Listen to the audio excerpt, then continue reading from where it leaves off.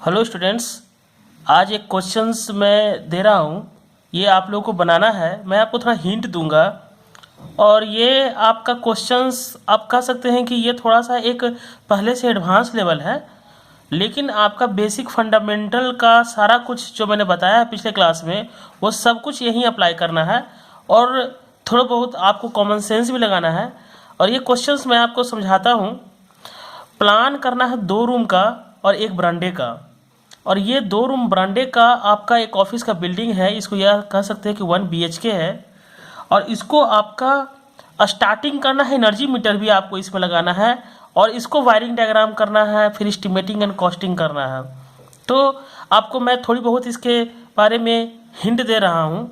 आप क्वेश्चन बहुत अच्छे से इसका स्क्रीनशॉट ले लीजिएगा और फिर आप इसको बनाइएगा। स्टूडेंट्स, मैं आपको ये क्वेश्चन का थोड़ी बहुत मैं समझाता हूँ। देखिए, आपको दिया हुआ है 2 रूम और एक बरामदे का। अब 2 रूम देखिएगा, 4x4 का रूम है, दोनों 4x4 का रूम है और बरामदा जो है 8x3 का है। तो आपको इस तरह का कंस्ट्रक्शन बना हुआ है, ऑलरेडी पहले से बना हुआ कंस्ट्रक्शन है। आपको इसको वायरिंग करना है, एनर्जी मीटर लगाना है, मेन बोर्ड भी लगाना है और इसके बाद से आपको वायरिंग करना है। तो स्टूडेंट्स की सबसे बड़ी समस्या होती है कैलकुलेशन करने में और वायरिंग करने में और ये डायग्राम बनाने में।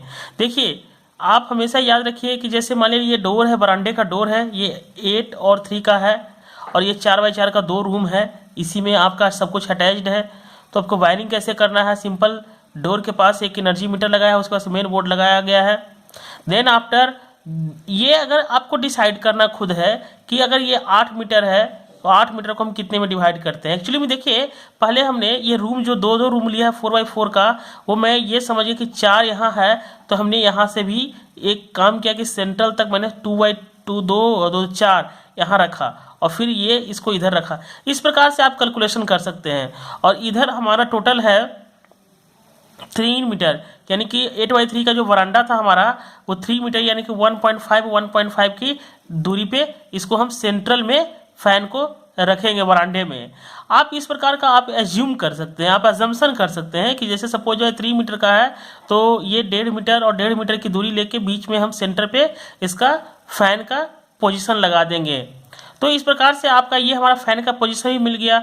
और यहाँ पे अब चूंकि देखिए यहाँ एंट्री किए तो यहाँ पे एनर्जी मीटर मेन बोर्ड लगा दिए।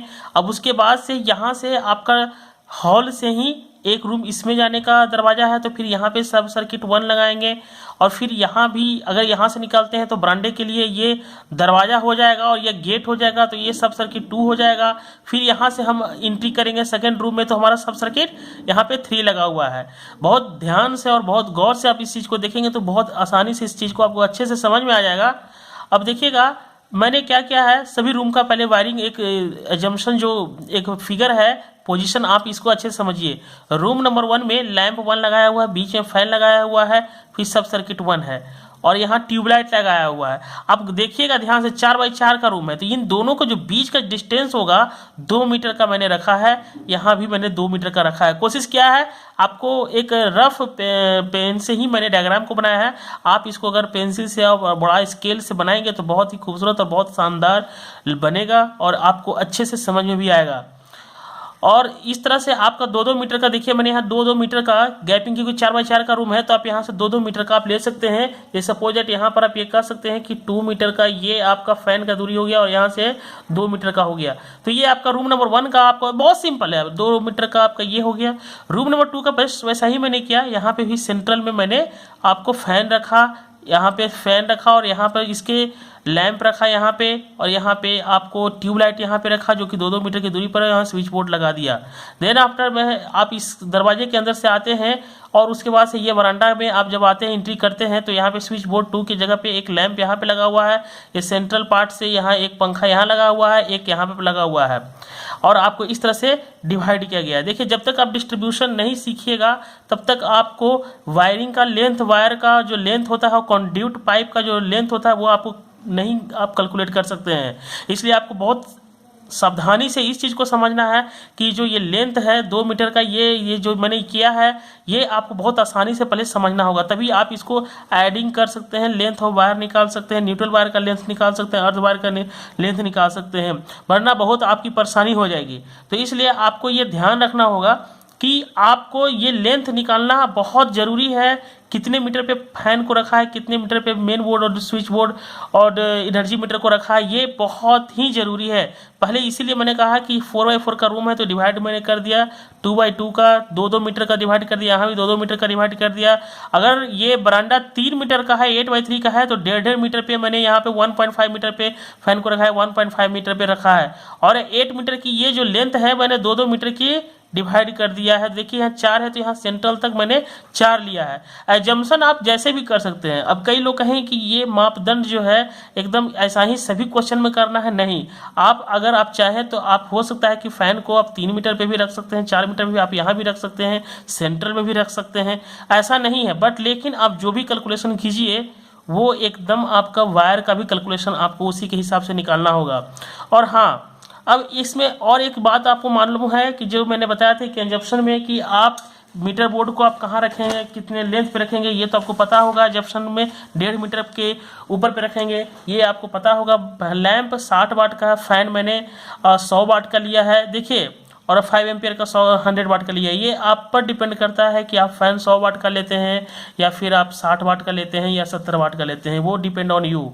बट लेकिन एक चीज़ याद रखना चाहिए कि आपका एक सर्किट में 800 वाट से ज़्यादा अधिक नहीं इंक्रीज करना है, तो ये ध्यान में रखते हुए करना है। देखिए एक दो तरह का क्वेश्चन आता है, एक क्वेश्चन में आपका सब सर्किट दिया नहीं रहता है, लेकिन यहाँ पे आपको देखिए सब सर्किट 1, सब सर्किट 2, सब सर्किट 3 यहाँ पे दिया हुआ है। तो इसका मतलब ये है कि ऑलरेडी पहले से डिसाइडेड है कि कितना आपको एक सर्किट में लगाना है। तो बहुत आसान है, आप इससे एजम्पशन कर लेते हैं कि सब सर्किट में आप जैसे देखिए फैन है, ट्यूबलाइट है, लाइट है, तो इसका मतलब ये है कि अगर आप 100 वाट भी इसको फैन को मानते हैं और 60-60 वाट भी मानते हैं तो भी 800 वाट से ज़्यादा इंक्रीज नहीं करेगा। तो इस प्रकार से मैंने यहाँ पे माना है। लेकिन अगर आपको जब नहीं दिया हो तो आपको आसान बनाना है क्वेश्चन को, आंसर का, तो बहुत सावधानी पूर्वक आप ऐसा करें कि आपका हिसाब से वो साइज जो है आपका लैंप का जो वाट का है वो आप डिसाइड कर सकते हैं, क्योंकि ये फिक्स नहीं है कि लैंप 60 वाट का ही आता है। लैंप 20 वाट का भी आता है, 25 वाट का, 30, 60, 120 बहुत सारे वाट का आता है। तो डिसीजन आप पर डिपेंड है। बट लेकिन कैलकुलेशन उसी के हिसाब से आपका करना है, टोटल लोड कैलकुलेशन करना है। उसके बाद से आपका रेटिंग ऑफ स्विच जो है डिसाइड आपका उसी हिसाब से होगा जितना आपका लोड आप इस पर करेंगे। तो इस प्रकार से मैंने इस प्लान जो 2 रूम का बनाया है वो इस प्रकार से प्लान है।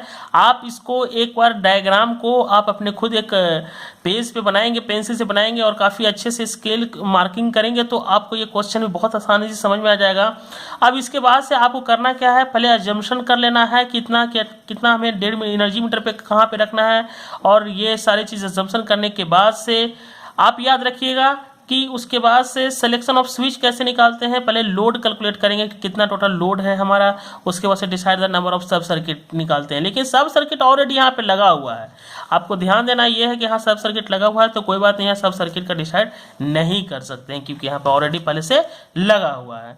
अब सिलेक्शन ऑफ स्विच कर सकते हैं। अब रेटिंग जो आपका करंट का आएगा वो अगर मान लीजिए कितना भी आता है, अगर सपोज अगर आपका रेटिंग 4 पॉइंट समथिंग एम्पियर आता है, 6 एम्पियर आता है, समथिंग 8 एम्पियर आता है, तो 14 एम्पियर तक ICDP iron clad double pole switch यहाँ पे यूज कर सकते हैं। फिर लेंथ ऑफ कंड्यूट मानना है और कितने लेंथ लगेंगे, क्योंकि देखिए मैंने ये बताया इसलिए है कि लेंथ ऑफ कंड्यूट आपको डिपेंड करता है कि आपने यहाँ पे कितना कितना कैसे आप यहाँ से डिस्ट्रीब्यूट किए हैं। जो रूम का नक्शा आपका होगा वो आपका कितने लेंथ का कितने साइज का कमरा है उसके हिसाब से आप लेंथ ऑफ कंड्यूट भी आप मेजर कर सकते हैं। पिछले क्लास में मैंने आपको बताया है कि इस प्रकार से लेंथ ऑफ कंड्यूट मेजर करते हैं। फिर लेंथ ऑफ फेज वायर कितना जाएगा, मेन बोर्ड से फेज वायर की सभी में कितने जाएगा वो आपको इसी से डिसाइड करना है। ये रूम कितने 2-2 मीटर का जो मैंने लिया है उसके हिसाब से ही आपको डिसाइड करना होगा।